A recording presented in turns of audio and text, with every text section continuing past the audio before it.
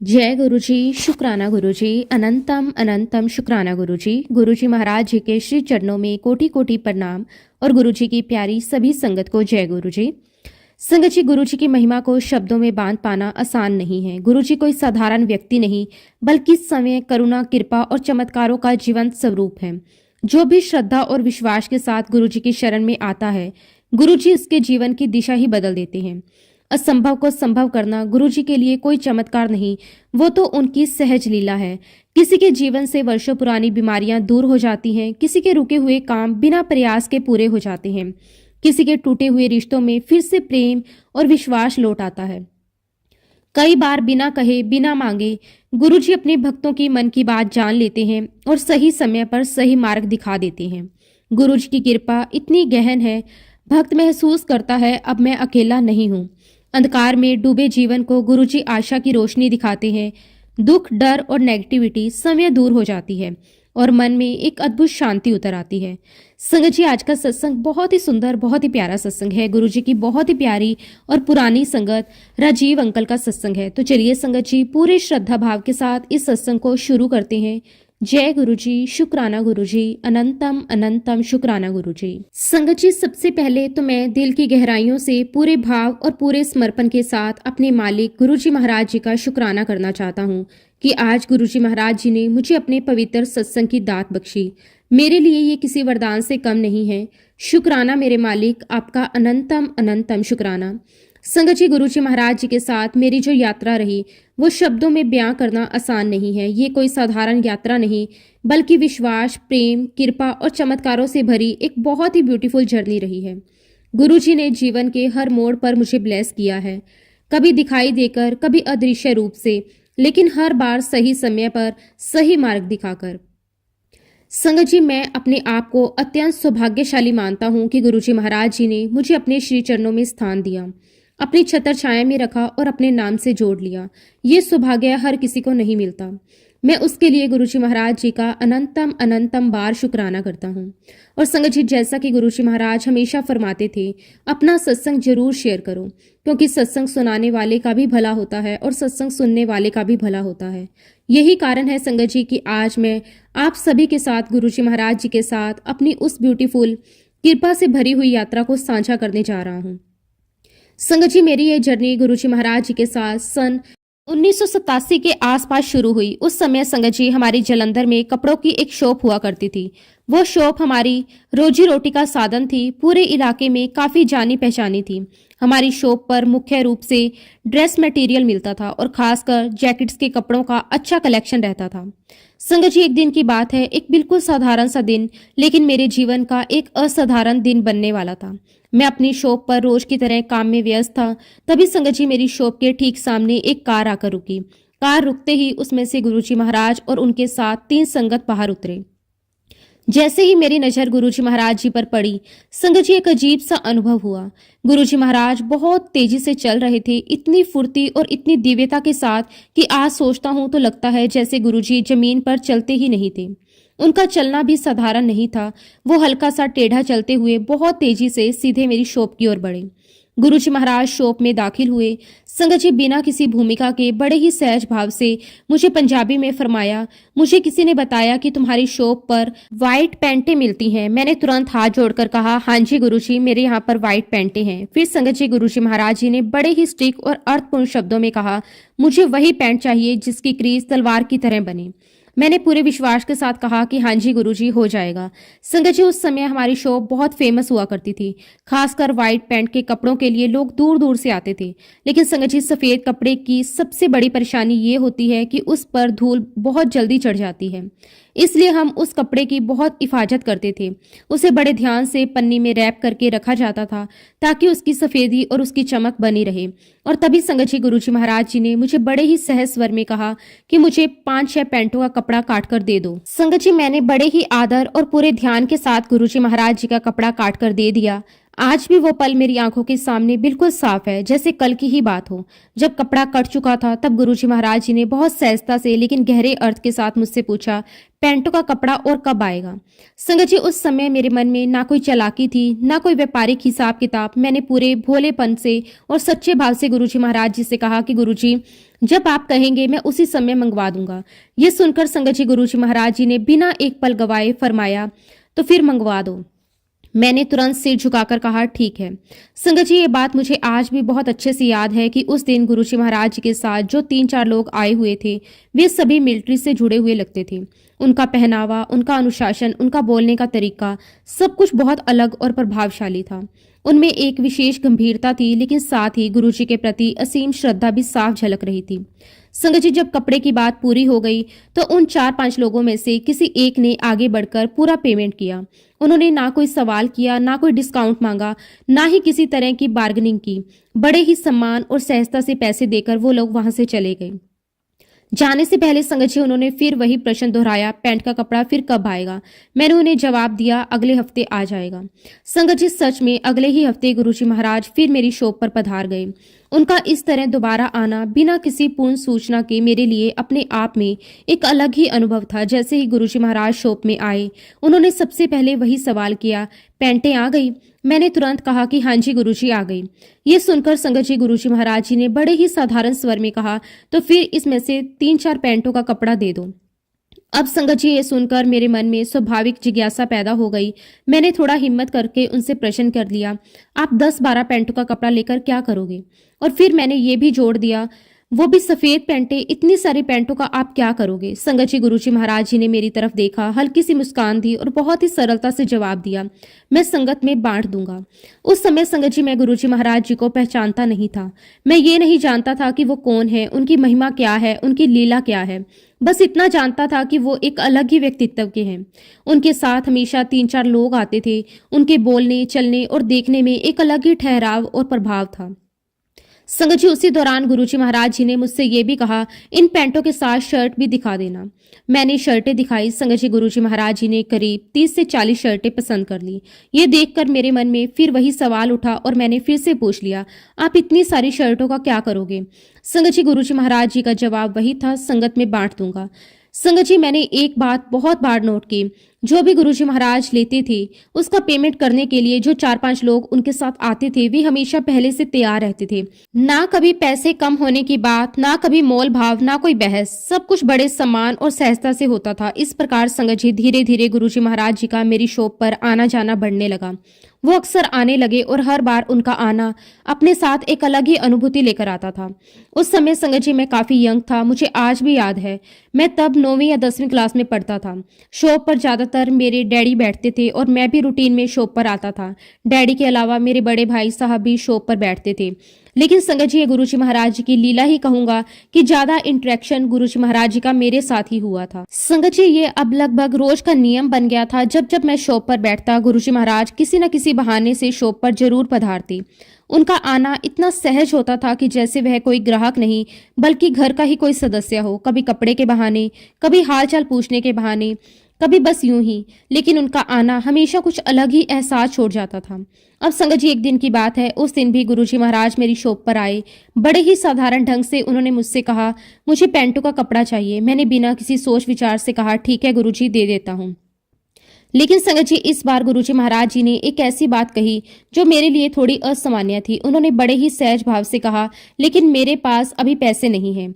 संगत जी, मुझे ये अच्छी तरह पता था कि उस समय गुरुजी महाराज डिफेंस कॉलोनी में रहते थे। उनका घर कहाँ है ये मुझे मालूम था, क्योंकि गुरुजी पहले भी कई बार अपनी बातों से वहां का जिक्र कर चुके थे। मुझे उनके घर का एड्रेस भी पता था। बिना किसी हिचक के, बिना किसी शर्त के संगत जी, मैंने गुरुजी महाराज जी को पैंटों का कपड़ा दे दिया। मेरे मन में ना कोई शंका थी, ना कोई डर और ना ही कोई गन्ना।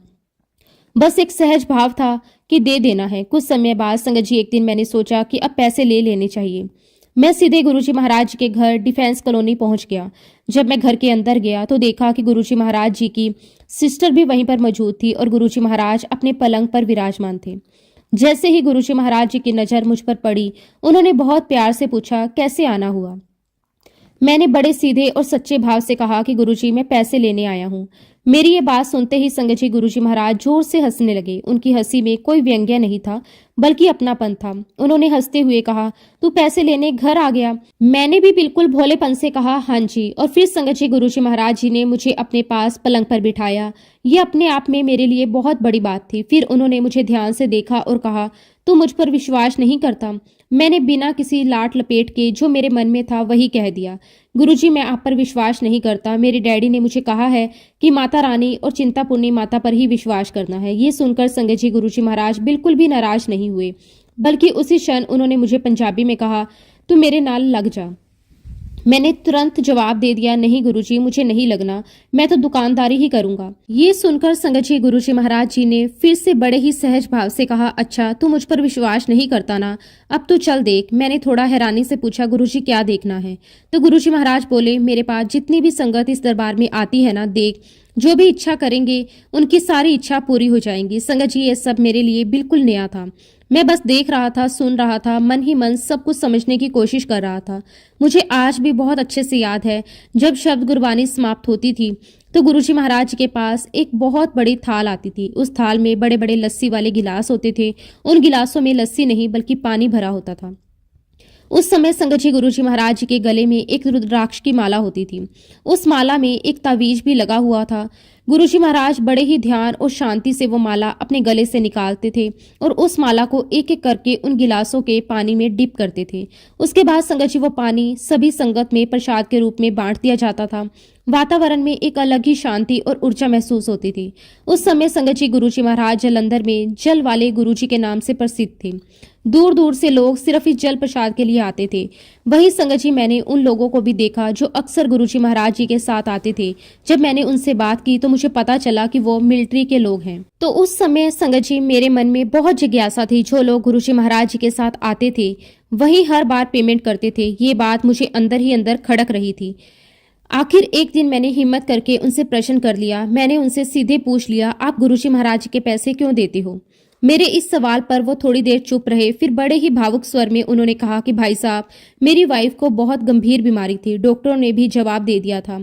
घर में निराशा का माहौल था, लेकिन जब से गुरुजी महाराज जी के इस जल प्रसाद को मेरी वाइफ ने पीना शुरू किया, वो पूरे तरीके से ठीक हो गई। संगत जी कहते कहते उनकी आंखें भर आई। फिर उन्होंने आगे कहा, गुरुजी महाराज जी का जो भी जल प्रसाद पीता है उसकी सारी बीमारियां ठीक हो जाती हैं। ये बात मेरे लिए बहुत बड़ी थी।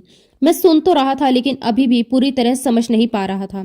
तभी संगत जी गुरुजी महाराज जी ने मेरी तरफ देखा और बड़े ही स्नेह से मुझे कहा, देख राजू, ये जितने भी 20-25 लोग यहाँ पर बैठे हैं ना, ये जल प्रसाद पिएंगे तो इनकी सारी बीमारियां दूर हो जाएंगी। मैंने बस सिर हिलाकर कहा, ठीक है गुरुजी। लेकिन संगत जी उस समय मेरे मन में कुछ और ही चल रहा था। मैं वहां किसी चमत्कार को देखने नहीं गया था। मैं तो एक साधारण दुकानदार की तरह पैसे लेने गया था। यही सच्चाई है संगत जी। मैंने गुरुजी महाराज जी से अपने पैसे लिए और वहां से चला आया। अब संगत जी एक और घटना है जो आज भी मेरे दिल में बहुत गहराई से बसी हुई है। एक दिन गुरुवार का दिन था। गुरुजी महाराज मेरी दुकान पर आए और उस समय मेरी दुकान का सेटअप ऐसा था कि आगे की तरफ काउंटर बने हुए थे और पीछे की तरफ साड़ियों की शॉप थी। उसी पीछे वाली जगह पर संगत जी एक गद्दी बनी हुई थी। गुरुजी महाराज सीधे वहां गए और उस गद्दी पर विराजमान हो गए। उनका वहां बैठना ही पूरे माहौल को बदल देता था। शॉप में एक अलग ही शांति छा जाती थी। उन दिनों संगत जी जालंधर में एक समोसे वाला हुआ करता था जो बहुत ही बढ़िया समोसे बनाता था। पूरा शहर उसके समोसों की तारीफ करता था। तभी गुरुजी महाराज जी ने मुझे बड़े ही सहज भाव से कहा, मुझे व्रत खोलना है, तुम मेरे लिए समोसे मंगवा दो। मैंने बिना सोचे कहा, ठीक है गुरुजी। संगत जी मैंने तुरंत समोसे मंगवा दिए। गुरुजी महाराज जी ने बड़े प्रेम से अपना व्रत खोला और उसके बाद शांति से वहां से चले गए। कुछ दिनों बाद गुरुजी महाराज फिर आए। फिर उन्होंने वही बात कही। मैंने इस बार भी बिना हिचक के समोसे मंगवा दिए। लेकिन संगत जी जब गुरुजी महाराज तीसरी बार आए, फिर से उन्होंने मुझसे समोसे मंगवाने के लिए कहा, तो उस दिन मैं थोड़ा हेजिटेट कर गया, क्योंकि संगत जी सिर्फ गुरुजी के लिए ही नहीं, उनके साथ साथ मुझे अपने सेल्समैन, दुकान पर काम करने वाले लेबर और बाकी लोगों के लिए भी समोसे मंगवाने पड़ते थे। खर्च बढ़ता जा रहा था। धीरे धीरे मेरे मन में ये भाव आने लगा, ये तो अब रोज का ही रूटीन बनता जा रहा है। एक साधारण सोच, एक दुकानदार की गन्ना मेरे ऊपर हावी होने लगी और इसीलिए संगत जी उस दिन मैंने उनकी बात को इग्नोर कर दिया। पता नहीं संगत जी उस दिन गुरुजी महाराज जी के मन में क्या आया होगा। शायद मेरी वो हिचक मेरा वो इग्नोर करना, मेरी वो दुकानदार वाली सोच, सब कुछ गुरुजी ने उसी पल समझ लिया होगा। उस दिन के बाद संगत जी गुरुजी महाराज जी ने मेरी शॉप पर आना बिल्कुल बंद कर दिया। ना कोई शिकायत, ना कोई नाराजगी दिखाई, बस आना बंद कर दिया। और संगत जी मेरी शॉप के ठीक पास में ही एक और दुकान थी। गुरुजी महाराज जी ने वहां आना शुरू कर दिया। मेरे यहाँ आना पूरी तरह बंद हो गया। मैं देखता था, सुनता था, लेकिन उस समय मेरे अंदर ना कोई पछतावा था, ना ही कोई समझ। मैं बस एक साधारण सी बात मानकर आगे बढ़ गया। अब संगत जी समय ऐसे ही पंख लगाकर उड़ता चला गया। दिन, महीने, साल गुजरते गए। हम धीरे धीरे बड़े हो गए। हमारी पढ़ाई लिखाई पूरी हो गई। बाहर से देखने में तो सब ठीक चल रहा था, लेकिन संगत जी जीवन अंदर से कहीं भी स्मूथ नहीं चल रहा था। और संगत जी सन 1987 से लेकर अगले 6 साल तक मेरी जिंदगी बिल्कुल भी ठीक नहीं रही। ऐसा लग रहा था जैसे हर दिशा से परेशानियां ही परेशानियां आ रही हूं। एक के बाद एक झटके मिल रहे थे और संभलने का मौका ही नहीं मिल रहा था। इसी बीच संगत जी मेरे पापा की रोड एक्सीडेंट में डेथ हो गई। ये मेरे जीवन का सबसे बड़ा आघात था। घर की रीढ़ टूट गई। जो छाया सिर पर थी वो अचानक उठ गई। उसके बाद परिवार की जिम्मेदारियां बिखरने लगी। मेरे बड़े भाई साहब अमेरिका चले गए और संगत जी मैं यूके चला गया। सबको यही लगा कि अब शायद किस्मत बदल जाएगी, जीवन पटरी पर आ जाएगा, लेकिन संगत जी वहां इतने साल रहने के बावजूद भी हम वहां परमानेंट नहीं हो पाए। आखिरकार संगत जी मेरे बच्चे, मैं और मेरी वाइफ सब इंडिया वापस आ गए। उम्मीद थी कि शायद अपने देश में कुछ बेहतर होगा, लेकिन परेशानियां यहाँ भी पीछा नहीं छोड़ रही थी। संगत जी मैं दिल्ली वापस आया और एक दिन कपड़े लेने के लिए एक शॉप पर गया, तो वहां मैंने देखा कि गुरुजी महाराज जी का स्वरूप लगा हुआ है। जैसे ही मेरी नजर उस तस्वीर पर पड़ी, मैं अचानक बोल पड़ा, अरे ये तो मेरे फ्रेंड थे, ये तो मेरी शॉप पर आया करते थे। संगत जी उस समय तक मेरे मन में गुरुजी महाराज जी के लिए कोई श्रद्धा नहीं थी। सच कहूं तो मैं तो ये कहूंगा कि मैं उनकी हंसी उड़ाया करता था। मैं लोगों से कहता था, गुरुजी हमारी शॉप पर आते थे, समोसे मंगवाते थे, उधार कपड़ा ले जाते थे। मुझे ये बिल्कुल समझ में नहीं आता था कि पूरी दुनिया इनके पीछे क्यों पड़ी है। मैं अंदर से इसे सब एक मजाक की तरह लेता था। खैर संगत जी समय यूं ही गुजरता रहा। फिर धीरे धीरे करते हुए 2019 आ गया। 2019 में कोरोना आने से पहले ही मेरा छोटा बेटा कनाडा चला गया। बाहर से देखने में ये एक अच्छी बात लगती थी, लेकिन उसी समय संगत जी मुझे पहली बार ये रियलाइज हुआ कि मैं अंदर से पूरी तरह टूट चुका हूँ। मैं बहुत ज्यादा परेशानी में था। मेरे पास कोई बैंक बैलेंस नहीं बचा था। घर में किसी भी प्रकार का कोई आभूषण भी नहीं बचा था। मेरे पास कोई सेविंग भी नहीं थी। यहाँ तक कि संगत जी मेरे पास कोई काम भी नहीं बचा था। और उस समय संगत जी मेरे ऊपर इतना ज्यादा कर्जा आ चुका था, मुझे लगने लगा था कि शायद मैं ये कर्जा जिंदगी में कभी चुका नहीं पाऊंगा। हर तरफ अंधेरा ही अंधेरा दिखाई दे रहा था। अब संगत जी मेरी हालत ऐसी हो गई कि मैं दिन रात परेशान रहने लगा। नींद उड़ चुकी थी। हर समय यही सोचता रहता था, अब मैं क्या करूं, कैसे करूं, इस कर्जे से कैसे बाहर निकलूं। और संगत जी तभी एक दिन गुरुजी महाराज मेरे सपने में आए। वो सपना आज भी मुझे बिल्कुल साफ याद है। सपने में मैं गुरुजी महाराज जी के सामने खड़ा होकर रोते हुए कह रहा हूं, गुरुजी अब मैं क्या करूं। और संगत जी गुरुजी महाराज बड़े ही ठहराव और आदेश के भाव में मुझसे कहते हैं, उठ खड़ा हो, कपड़े का व्यापार कर। मैं सपने में ही गुरुजी से कह रहा हूँ कि गुरुजी कपड़ों का काम छोड़े हुए मुझे तो कितने साल हो गए हैं, मैं कैसे करूंगा। और तभी संगत जी गुरुजी महाराज मुझे कहते हैं, मैं तेरे नाल हाँ, मैं दुकान पर बैठूंगा। गुरुजी महाराज सपने में फिर मुझसे कहते हैं, तू उठ खड़ा हो और अपना काम शुरू कर। संगत जी मैं सपने में ही फूट फूट कर रोने लगता हूँ। मैं गुरुजी महाराज जी से कहता हूँ कि गुरुजी अगर मैं दुकान पर गया ना तो लोग मुझे मारेंगे। मेरे ऊपर बहुत ज्यादा कर्जा हो गया है। मैं लोगों की नजरों में गिर चुका हूँ। मेरे अंदर अब इतनी हिम्मत नहीं बची कि मैं किसी का सामना कर सकूं। संगत जी ये बात शायद आप में से बहुतों को यकीन ना हो, लेकिन ये सपना मुझे 1-2 दिन नहीं बल्कि लगातार रोज आने लगा। हर रात गुरुजी महाराज मेरे सपने में आते, वही वचन, वही आदेश, वही भरोसा। और संगत जी मैं हर सुबह उठकर अपनी वाइफ को बताता था। आज फिर गुरुजी महाराज सपने में आए थे। फिर वही कह रहे थे कि कपड़ों का व्यापार शुरू कर। मेरी वाइफ भी हैरान होती थी, लेकिन वो भी देख रही थी कि ये कोई साधारण सपना नहीं है। ये सपना नहीं बल्कि कोई संकेत था, कोई बुलावा था। संगत जी एक दिन जब गुरुजी महाराज फिर सपने में आए तो मैंने उनसे बिल्कुल टूटे हुए मन से कहा कि गुरुजी मेरे पास तो कपड़े खरीदने के पैसे तक नहीं है। मैं दुकान कैसे खोलूंगा, मैं क्या करूंगा। फिर मैंने सपने में ही गुरुजी महाराज जी से एक और बात कह दी, गुरुजी मैं गाड़ी में कपड़ों की दुकान कर जाता हूँ, आप मेरे साथ साथ चलो। ये कहते ही संगत जी गुरुजी महाराज जी ने बड़े ही विश्वास और अपनेपन भरे स्वर में कहा, हाँ मैं तेरे नाल हाँ, तू चल दुकान पे। बस संगत जी उसके बाद क्या हुआ ये मैं आज तक ठीक से समझ नहीं पाया। मुझे नहीं पता कि पैसे कहाँ से आए, मुझे नहीं पता माल कैसे मिल गया, मुझे नहीं पता कि हिम्मत कहाँ से आ गई। लेकिन इतना जरूर जानता हूँ संगत जी कि गुरुजी महाराज जी ने मेरा हाथ पकड़ लिया था, और जब गुरु हाथ पकड़ ले तो रास्ते अपने आप बनते चले जाते हैं। मैंने अपनी कपड़ों की दुकान शुरू कर दी। शुरुआत बहुत छोटी थी, डर भी था, संकोच भी था, लेकिन धीरे धीरे मेरी दुकान में बरकत आने लगी, ग्राहक आने लगे, काम चलने लगा। और संगत जी, उस समय तक मैं गुरुजी महाराज जी पर विश्वास करने लगा था। अब वो मेरे लिए सिर्फ कोई याद नहीं थे, कोई पुराना चेहरा नहीं थे, अब मेरा उनके साथ एक रिश्ता बन चुका था। जलंधर में जब भी कोई सत्संग होता मैं वहां जरूर जाता, चाहे हालात कैसे भी हों, चाहे जेब में पैसे हों ना हो, मैं सत्संग में जरूर पहुंचता। संगत जी, उस समय भी मेरी हालत बहुत खराब थी। आए दिन मेरा फोन बजता रहता था। जिन जिन लोगों से पैसे मैंने उधार लिए थे वे बार बार फोन करते थे, कोई गुस्से में, कोई धमकी में, कोई ताने मारकर। लेकिन संगत जी, इन सब क्राइसिस के बावजूद भी मैं गुरुजी महाराज जी के सत्संग में जाना नहीं छोड़ता था, क्योंकि अब मुझे लगने लगा था कि अगर कहीं सुकून है तो वो यही है। और संगत जी, गुरुजी महाराज जी की महिमा देखिए, उनका प्यार देखिए, उनकी लीला देखिए। मैं जिस भी सत्संग में जाता वहां के सेवादार मुझसे गुरुजी की आरती करवाते। और संगत जी, मुझे सच में समझ में नहीं आता कि ये लोग मुझसे आरती क्यों करवा रहे हैं। मैं तो खुद को बहुत छोटा और बहुत टूटा हुआ महसूस करता था। संगत जी, धीरे धीरे मैं गुरुजी महाराज जी पर इतना विश्वास करने लगा, धीरे धीरे मेरा गुरुजी महाराज जी के साथ इतना स्ट्रॉन्ग कनेक्शन बन गया कि अब मेरी जिंदगी का हर पल गुरुजी के नाम से जुड़ गया। सुबह आंख खुलती तो सबसे पहला नाम गुरुजी का होता, और रात को सोते समय भी जुबान पर गुरुजी का ही नाम रहता। संगत जी, अब मेरी सांसों के साथ सिर्फ एक ही शब्द चलता था, गुरुजी गुरुजी गुरुजी। और फिर संगत जी, मेरी शॉप पर गुरुजी के शब्द कुर्बानी चलते रहते थे। शॉप का माहौल ही बदल गया था। जहां पहले चिंता, डर और नेगेटिविटी रहती थी, वहां अब शांति, भरोसा और पॉजिटिव एनर्जी महसूस होने लगी थी।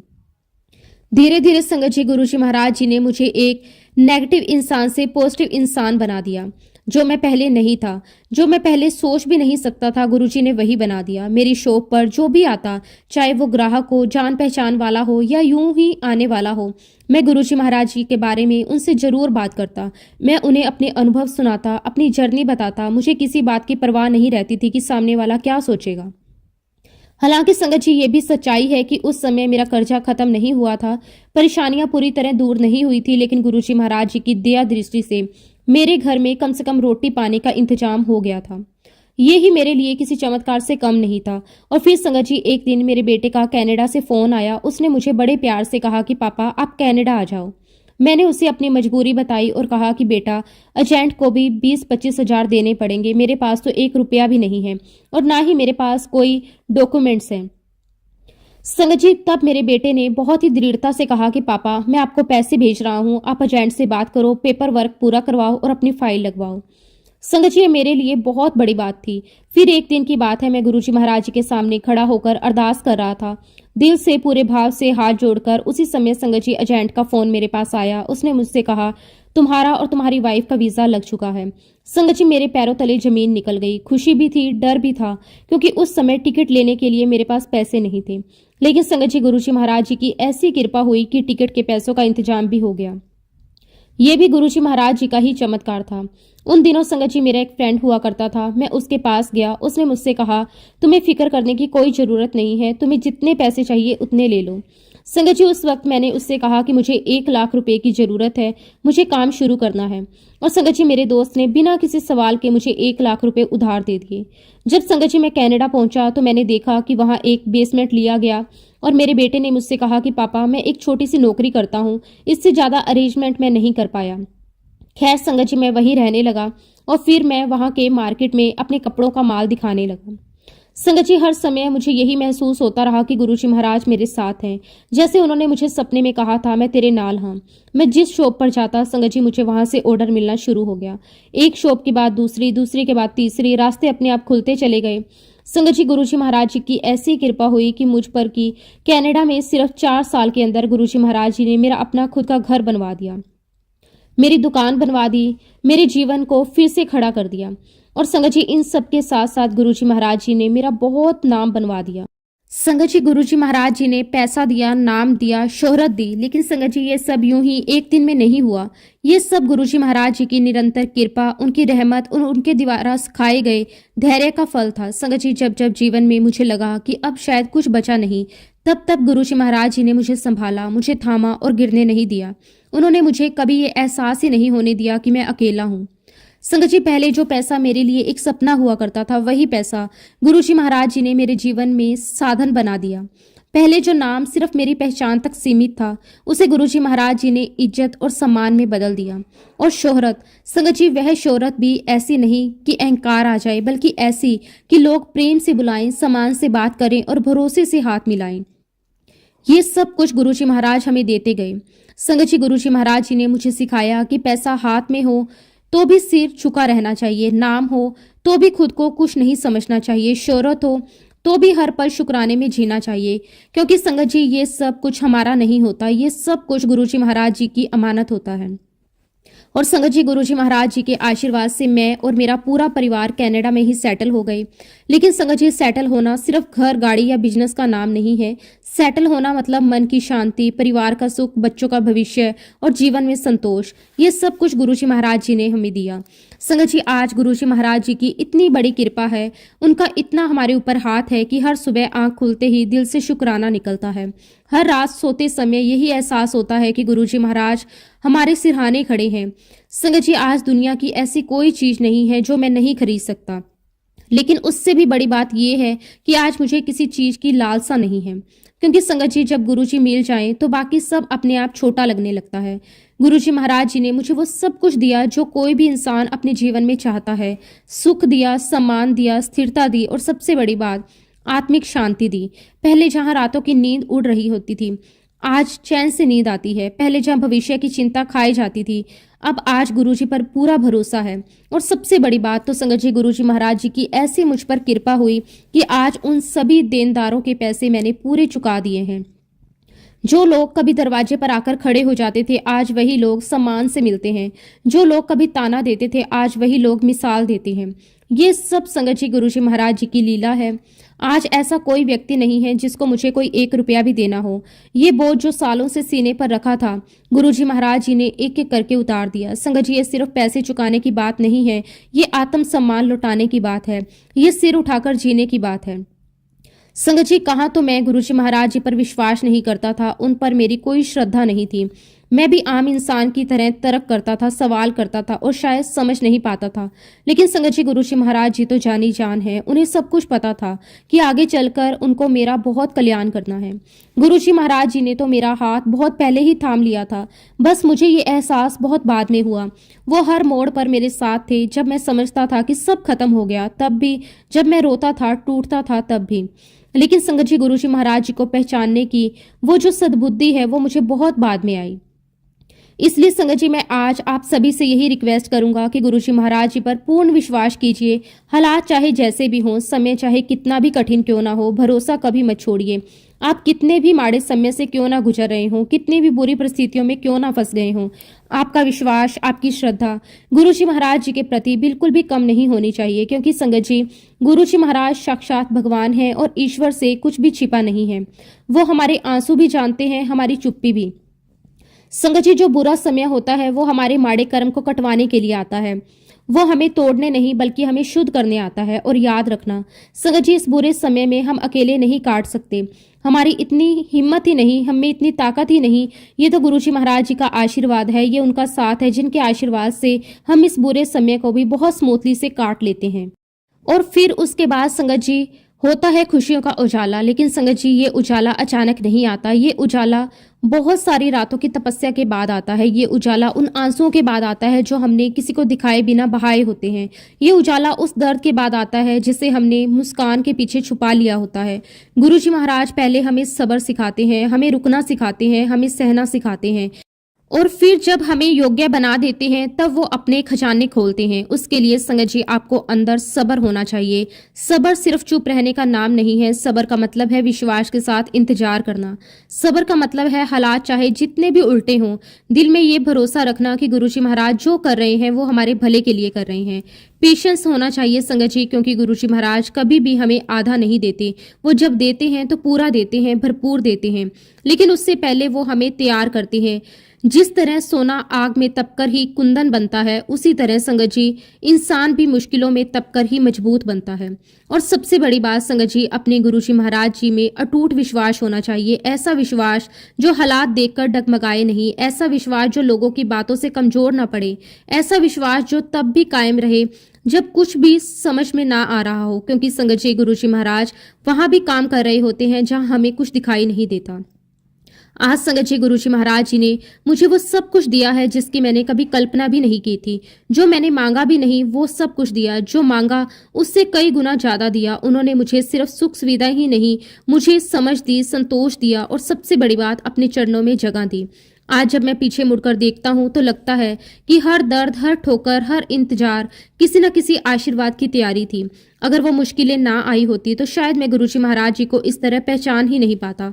मैं गुरुजी महाराज जी से यही अरदास करता हूँ कि गुरुजी जैसे मेरे कर्म कटवाए, जैसे मुझे और मेरे परिवार को आपने ब्लेस किया, ऐसे ही आप पूरे संगत परिवार को ब्लेसिंग्स देते रहना। संगत जी आगे का सत्संग आपके साथ आंटी जी शेयर करेंगे। जय गुरु जी, शुक्राना गुरु जी। संगत जी सबसे पहले गुरु जी महाराज जी के चरणों में कोटि कोटि नमस्कार और गुरु जी की प्यारी सभी संगत को सादर प्रणाम। जय गुरु जी, शुक्राना गुरु जी। संगत जी मैं सबसे पहले गुरु जी महाराज जी का दिल से, आत्मा से और पूरे भाव से बहुत बहुत शुक्राना करती हूँ कि गुरु जी महाराज जी ने मुझे आज अपने इस पावन सत्संग में अपनी जीवन यात्रा सुनाने का अवसर दिया। ये मेरे लिए कोई साधारण बात नहीं है, ये गुरु जी महाराज जी की अपार कृपा है। उन्होंने मुझे इस लायक समझा कि मैं उनके चमत्कारों, उनके प्रेम और उनकी करुणा को शब्दों में पिरो सकूं। शुक्राना मेरे मालिक, आपका अनंतम अनंतम शुक्राना। गुरु जी महाराज जी ने ना जाने कितनी बार, ना जाने कितने रूपों में मेरी और मेरे पूरे परिवार की रक्षा की है, बिना हमें बताए, बिना हमें जताए। मेरे गुरु जी महाराज जी के साथ जो यात्रा है वो आज नहीं, ये यात्रा शुरू हुई सन 1992 से। वह समय जब गुरु जी महाराज जालंधर में निवास करते थे। उन दिनों संगत जी मेरे हस्बैंड इंडियन आर्मी में थे। जैसा कि आप सभी जानते हैं, आर्मी की लाइफ ट्रांसफर वाली होती है। उन्हीं दिनों मेरे हस्बैंड की पोस्टिंग जालंधर में हो गई थी। हम लोग नए नए जालंधर आए थे, नया शहर, नया माहौल, किसी को ठीक से जानते भी नहीं थे। संगत जी जालंधर आने पर मेरे हस्बैंड ने जब अपनी यूनिट का चार्ज संभाला तो उन्होंने जिस ब्रिगेडियर ऑफिसर से चार्ज लिया था उनकी वाइफ से मेरी पहचान हुई। वो बहुत ही सुलझी हुई, शांत और संस्कारी महिला थी। बातों बातों में एक दिन उन्होंने मुझसे गुरुजी महाराज जी का जिक्र किया। संगत जी उन्होंने सिर्फ नाम ही नहीं लिया बल्कि अपने जीवन का एक बहुत बड़ा अनुभव भी मेरे साथ शेयर किया। उन्होंने बताया कि उनके बेटे का 4 साल से आउट ऑफ इंडिया एडमिशन अटका हुआ था। 4 सालों तक कोशिशें करती रही, फाइलें लगती रही, लेकिन हर बार कोई ना कोई रुकावट आ जाती थी। घर में चिंता का माहौल था, बच्चा परेशान था और माता पिता की आंखों में हर वक्त फिक्र रहती थी। फिर संगत जी किसी के माध्यम से उन्हें गुरुजी महाराज जी के बारे में पता चला। उन्होंने गुरुजी महाराज जी के दरबार में अरदास करी और संगत जी गुरुजी महाराज जी की ऐसी कृपा हुई कि सारी अड़चनें अपने आप दूर हो गई। जिस काम में 4 साल लग गए थे वो काम बहुत आसानी से हो गया। उनका बेटा वहां पहुंच गया जहां उसे अपनी पढ़ाई के लिए जाना था। उन्होंने ये सब कुछ बहुत ही सरल शब्दों में पूरे विश्वास और श्रद्धा के साथ मुझे बताया। उस समय संगत जी मुझे गुरुजी महाराज जी के बारे में बस इतना ही पता था कि लोग उन्हें गुरुजी कहते हैं। ना मुझे उनका पूरा नाम पता था, ना उनका पता, ना ये पता था कि कहाँ मिलते हैं, ना ये समझते कि ये सब क्या है। फिर संगत जी समय ऐसे ही बीतता चला गया। 1-2 महीने निकल गए। ये बात बस एक सामान्य बातचीत की तरह मेरे दिमाग में कहीं रह गई। और फिर एक दिन संगत जी मैंने अपने हस्बैंड से यूं ही बातों बातों में कहा कि ब्रिगेडियर साहब की वाइफ ने मुझे गुरुजी के बारे में बताया है। मेरी बात पूरी भी नहीं हुई थी कि संगत जी मेरे हस्बैंड ने तुरंत कहा, मुझे ऐसे किसी में भी विश्वास नहीं है, मुझे कहीं भी नहीं जाना। संगत जी मेरे हस्बैंड बिल्कुल साफ शब्दों में अपनी बात कह गए। मैंने भी उस समय कोई जोर नहीं दिया। मैंने सोचा ठीक है, ये बात यहीं आई गई हो गई। लेकिन संगत जी गुरुजी महाराज जी की लीला तो कुछ और ही होती है।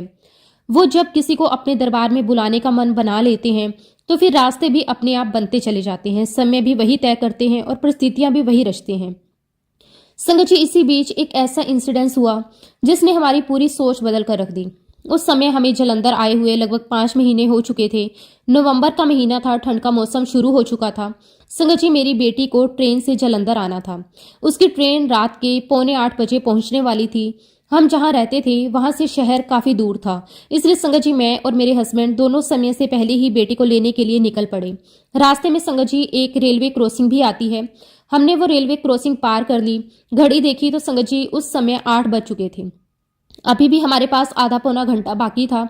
तब संगत जी मेरे हस्बैंड ने मुझसे कहा, अभी तो हमारे पास बहुत टाइम है, अब हम क्या करें, कहाँ जाएं? तब संगत जी मैंने अपने हस्बैंड से कहा, अभी हमारे पास थोड़ा समय है और मेरा तो बहुत समय से मन था कि एक बार गुरुजी महाराज जी के दर्शन कर लिए जाएं।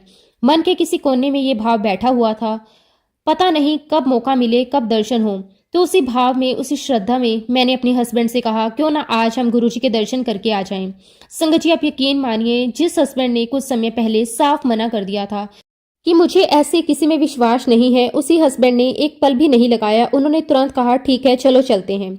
संगत जी ये भी गुरुजी महाराज जी की कृपा थी, क्योंकि जब बुलावा आता है तो मन अपने आप तैयार हो जाता है।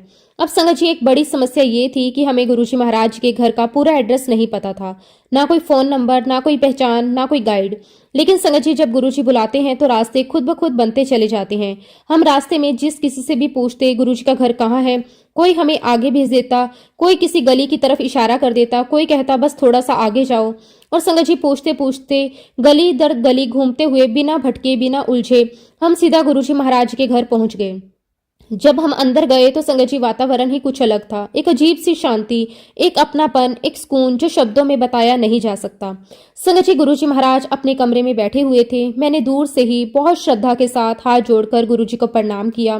और संगत जी आप यकीन नहीं करोगे, गुरुजी महाराज जी ने मेरी तरफ देखा भी नहीं और बिना देखे ही कहा, अंदर आ जाओ।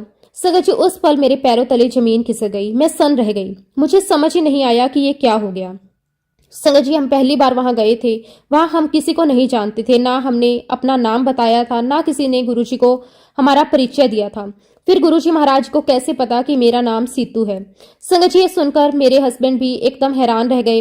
वो मेरी तरफ देखने लगे, फिर गुरुजी की तरफ। उनके चेहरे पर साफ लिखा हुआ था, ये कैसे हो सकता है। और संगत जी हम दोनों धीरे धीरे गुरुजी महाराज जी के पास जाकर बैठ गए। उसके बाद संगत जी जो अनुभव हुआ वो जीवन भर नहीं भूला जा सकता। गुरुजी महाराज हमसे ऐसे बातें कर रहे थे जैसे हम कोई पहली बार मिलने नहीं आए, बल्कि बहुत पुराने जान पहचान वाले हों। कहाँ रहते हो, क्या करते हो, कितने बच्चे हैं, पोस्टिंग कैसे चल रही है।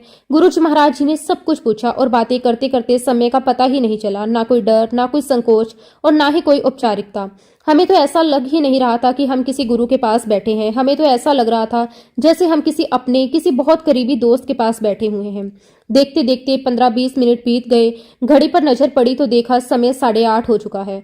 तब मैंने धीरे से अपने हस्बैंड से कहा, अब हमें चलना चाहिए। इतने में गुरुजी महाराज जी ने तुरंत पूछा, कहाँ जा रहे हो। संगत जी मैंने बड़े ही नम्र भाव से कहा कि गुरुजी आप हमें आशीर्वाद दीजिए, हमारी बेटी आ रही है। गुरुजी महाराज जी ने पूछा, कहाँ से आ रही है। संगत जी हमने कहा कि गुरुजी हमारी बेटी दिल्ली से आ रही है। ये सुनते ही गुरुजी महाराज बोले, अच्छा तो अभी बैठे रहो। मैंने कहा कि नहीं गुरुजी, उसकी ट्रेन आने वाली होगी, ट्रेन का टाइम 8:45 का है। और संगत जी मैंने ये भी बता दिया कि गुरुजी बेटी अकेली आ रही है। तभी गुरुजी ने पूरे विश्वास के साथ कहा, यहीं बैठे रहो, अभी ट्रेन लेट है। संगत जी उस पल हम दोनों एक दूसरे की तरफ देखने लगे। हम सोचने लगे, गुरुजी को ये सब कैसे पता। खैर संगत जी गुरुजी महाराज जी के वचन को मानकर हम वहीं बैठे रहे। और थोड़ी देर बाद जब हमने घड़ी की तरफ देखा तो संगत जी उस समय 8:40 हो चुके थे। और संगत जी उस समय मेरे मन के अंदर एक अजीब सी बेचैनी होने लगी। दिल बार बार स्टेशन की तरफ भाग रहा था। आखिर माँ का दिल था, बेटी अकेली आ रही थी, ठंड का मौसम था और बाहर अजनबी शहर। मैं बार बार घड़ी देख रही थी, मन में डर, मन में चिंता, मन में सवाल, कहीं वो स्टेशन पर अकेली खड़ी न रह जाए। संगत जी जैसे ही हमने गुरुजी महाराज जी से आज्ञा ली, अब हम चले। गुरुजी महाराज जी ने एक बार फिर बड़े ही शांत भाव से कहा, कह दिया ना ट्रेन लेट है, उसकी ट्रेन 9:15 बजे आएगी, तुम यहीं बैठे रहो। लेकिन संगत जी हमारी बेचैनी उस समय बहुत ज्यादा बढ़ चुकी थी। हम दोनों पति पत्नी का मन मान ही नहीं रहा था। हमें अपनी बेटी की फिक्र खाई जा रही थी। गुरुजी महाराज जी के इतना कहने के बावजूद भी हम उस समय वहां नहीं रुक पाए। हमने हाथ जोड़कर कहा कि नहीं गुरुजी, अब हमें चलना होगा। गुरुजी महाराज जी ने कुछ नहीं कहा, बस वही शांत मुस्कान, वही गहरी नजर। हमने गुरुजी महाराज जी का आशीर्वाद लिया, उनके चरणों में शीश नवाया और फिर वहां से निकल पड़े। संगत जी जब हम स्टेशन पहुंचे तो घड़ी में 8:50 हो गए थे, लेकिन ट्रेन तब तक नहीं आई थी। थोड़ी देर बाद संगत जी स्टेशन पर अनाउंसमेंट हुई कि ट्रेन अब 9 बजे आएगी। संगत जी उस समय भी हमारे मन को पूरी शांति नहीं मिली। हम प्लेटफॉर्म पर इधर उधर टहलते रहे, आंखें बार बार पटरियों की तरफ जाती रही। और फिर संगत जी समय निकलता चला गया। 9 बज गए, 9:05, 9:10 और फिर संगत जी ठीक वही हुआ जो गुरुजी महाराज जी ने कहा था। घड़ी में जैसे ही 9:15 हुए, ठीक उसी समय मेरी बेटी की ट्रेन स्टेशन पर आ रुकी। संगत जी उस पल मेरे रोंगटे खड़े हो गए, मेरी आंखों में अपने आप आंसू आ गए। मैंने घड़ी की तरफ देखा, फिर अपने हस्बैंड की तरफ देखा और मन ही मन कहा कि गुरुजी महाराज जी की बात वाकई ही पत्थर की लकीर होती है। संगत जी उसी दिन से गुरुजी महाराज जी के ऊपर मेरा एक बहुत स्ट्रॉन्ग बिलीफ बन गया। जो विश्वास पहले सुना सुनाया था अब वो अनुभव बन चुका था। उसी समय संगत जी हमारे फ्रेंड सर्कल में एक हस्बैंड वाइफ थे, मेरे हस्बैंड से जूनियर थे। उनकी शादी को 7 साल हो चुके थे, लेकिन संगत जी उन्हें कोई संतान नहीं थी। मन बहुत दुखी था, आंखों में हर समय चिंता रहती थी। एक दिन जब उन्होंने अपनी ये समस्या हमारे साथ शेयर की तो मेरे मन से तुरंत आवाज आई, इन्हें गुरुजी के पास ले जाना चाहिए। मैंने उनसे कहा कि मैं तुम्हें कहीं लेकर जाना चाहती हूँ, क्या तुम चलोगे? वो बिना सोचे समझे बोली, जी हाँ बिल्कुल चलूंगी। और फिर संगत जी एक दिन मैं उन्हें गुरुजी महाराज जी के पास लेकर गई। मैंने गुरुजी महाराज जी को सारी बात बता दी, उनका दुख, उनकी परेशानी, उनकी अरदास। गुरुजी महाराज जी ने उन्हें बड़े प्यार से देखा, आशीर्वाद दिया और कहा सब कुछ ठीक हो जाएगा, चिंता मत करो। और इस बीच जब मेरी बेटी आई थी तो मैं उसे भी गुरुजी महाराज जी के पास लेकर गई। उस दिन संगत जी जब मैं उस लेडी को गुरुजी के पास लेकर गई, गुरुजी ने उन्हें आशीर्वाद दिया और फिर मेरी तरफ देखकर कहा, बोल तुझे क्या चाहिए? मैंने पूरे मन से गुरुजी से कहा, मुझे कुछ नहीं चाहिए, आपके दर्शन हो गए, यही मेरे लिए बहुत है। तब गुरुजी महाराज मुस्कुराए और बोले, नहीं तू सोमवार का व्रत शुरू कर दे। उस दिन से मैंने सोमवार का व्रत रखना शुरू कर दिया। गुरुजी के आशीर्वाद से मेरे हस्बैंड का प्रमोशन भी हुआ। वहां पर जितने भी ऑफिसर्स थे उनमें से सिर्फ मेरे हस्बैंड का ही प्रमोशन हुआ। ये बात संगत जी 1992 या 93 की होगी और उसके बाद संगत जी मेरे हस्बैंड का ट्रांसफर होता रहा और जगह जगह पर पोस्टिंग भी होती रही। फिर 2001 में हम लोग वापस दिल्ली आ गए और इस बीच में संगत जी हमें कुछ भी खबर नहीं थी कि गुरुजी महाराज कहाँ पर हैं। एक बार की बात है संगत जी, हम अपनी जान पहचान में किसी के घर गए हुए थे। बातों ही बातों में उन्होंने मुझसे कहा कि तुम्हें दिल्ली आए हुए कितना समय हो गया? तो मैंने कहा कि मुझे 1 साल हो चुका है। तब संगत जी उन्होंने मुझे कहा कि तुम गुरुजी महाराज जी से मिली? तब मुझे बड़ा आश्चर्य हुआ। मैंने पूछा कि कौन से गुरुजी महाराज? मैं तो एक ही गुरुजी महाराज जी को जानती हूँ जो कि जालंधर में रहती हैं। तो वो कहने लगी कि हाँ मैं उन्हीं गुरुजी की बात कर रही हूँ। तब संगत जी मैंने उनसे पूछा कि तुम्हें कैसे पता कि मैं उन गुरुजी को जानती हूँ? तब संगत जी वो कहने लगी कि गुरुजी महाराज मुझे कह रहे थे सीतू दिल्ली आई हुई है और मुझसे मिलने नहीं आई। और जब संगत जी ये बात मैंने सुनी तो मुझे बड़ा आश्चर्य हुआ। मुझे लगा कि गुरुजी महाराज जी को कैसे पता कि हम दिल्ली आ गए। और देखो गुरुजी महाराज मुझे याद कर रहे हैं। और देखिए संगत जी हमारे गुरुजी महाराज जानी जान है, वो तो सब जानते हैं कि हमारे जीवन में कौन सा माड़ा समय आने वाला है। तभी तो संगत जी वो हमेशा अपनी तरफ हमें खींचते हैं। आप बिलीव नहीं करोगे, 1 महीने के अंदर अंदर हम ये पता कर चुके थे कि मेरे हस्बैंड को कैंसर हो गया है। संगत जी मेरे हस्बैंड की सर्जरी हो चुकी थी और उस समय मेरा बेटा मेरे पास आया हुआ था। मैंने अपने बेटे से कहा कि तू कुछ भी कर, बस मुझे गुरुजी महाराज जी के पास लेकर चल। फिर संगत जी मैंने उनका एड्रेस पूछा, हम अंपायर स्टेट पहुंच गए। जब मैं अंपायर स्टेट के अंदर गई तो गुरुजी महाराज अपनी गद्दी पर विराजमान थे। जब मैंने गुरुजी को देखा संगत जी तो उनका ओरा, उनकी पॉजिटिविटी बहुत फील कर रही थी। गुरुजी महाराज बहुत सुंदर लग रहे थे। संगत जी उनका चेहरे का नूर इतना स्ट्रोंग था, उनका ओरा इतना स्ट्रोंग था, बार बार बस दिल कर रहा था कि उन्हें देखती रहूं। संगत जी दूर से ही मैंने गुरुजी महाराज जी को हाथ जोड़कर प्रणाम किया। मुझे देखते ही गुरुजी महाराज जी ने दूर से कहा, हुन आई है ना जब तेनू तकलीफ हुई है। अब संगत जी गुरुजी महाराज जी ने ये बात कही तो संगत जी मुझे बहुत ही एम्बेरसमेंट हुई। गुरुजी महाराज जी से कहा कि गुरुजी प्लीज मुझे माफ कर दो। गुरुजी मुस्कुराए और कहने लगे, माफी की कोई लोड़ नहीं है, आज आप मेरे कोल बैठ जाओ। बस संगत जी मैं गुरुजी महाराज जी के पास जाकर बैठी। गुरुजी महाराज जी ने कहा, मुझसे बड़े बड़े प्यार से पूछा कि बताओ क्या तकलीफ है। फिर संगत जी मैंने गुरुजी महाराज जी को सब कुछ बता दिया। फिर तब संगत जी गुरुजी ने कहा कि तू अपने हस्बैंड ਨੂੰ लेके आई। मैंने गुरुजी को बताया कि गुरुजी उनकी ऐसी कंडीशन नहीं है कि वो दरबार में आ पाए। तब गुरुजी ने कहा कि चल ठीक है, तू एक तांबे का लोटा लेकर आ मेरे पास। जब मैं अगले बार आई तो तांबे का लोटा लेकर गई। गुरुजी महाराज जी ने लोटे को ब्लेस किया। मुझे कहा कि रात में इसमें पानी भर के रख देना, इस पानी को पिलाना और हो सके तो पानी से स्नान भी करवाना। और जैसा कि गुरुजी महाराज जी ने बताया मैंने वही किया। गुरुजी महाराज जी की असीम कृपा से मेरे हस्बैंड बिल्कुल ठीक हो गए। उसके लिए मैं गुरुजी का जितना भी शुक्राना करूं उतना कम है। संगत जी ऐसे ही ना जाने गुरुजी ने मुझे कितनी बार ब्लेस किया है। मैं जितना भी गुरुजी महाराज जी का शुक्राना करूं संगत जी उतना ही कम है। शुक्राना मेरे मालिक, आपका अनंतम अनंतम शुक्राना। संगत जी गुरुजी हर पल अपनी संगत का ध्यान रखते हैं। गुरुजी को कुछ भी बताने की जरूरत नहीं है। गुरुजी जानी जान है, उन्हें सब कुछ पता है। संगत जी गुरुजी अपनी संगत को तभी अपनी शरण में लेते हैं जब उन पे परेशानियां चल रही होती हैं या आने वाली होती हैं। संगत जी गुरुजी की वड्याई जितनी भी करूं उतनी कम है। शुक्राना मेरे मालिक, आपका अनंतम अनंतम शुक्राना। इसी के साथ संगत जी मैं अपने शब्दों को यहीं पे विराम देती हूँ। जब भी गुरुजी महाराज मुझे आज्ञा देंगे मैं अपना अगला शुक्राना सत्संग भी आप सबके साथ जरूर शेयर करूंगी।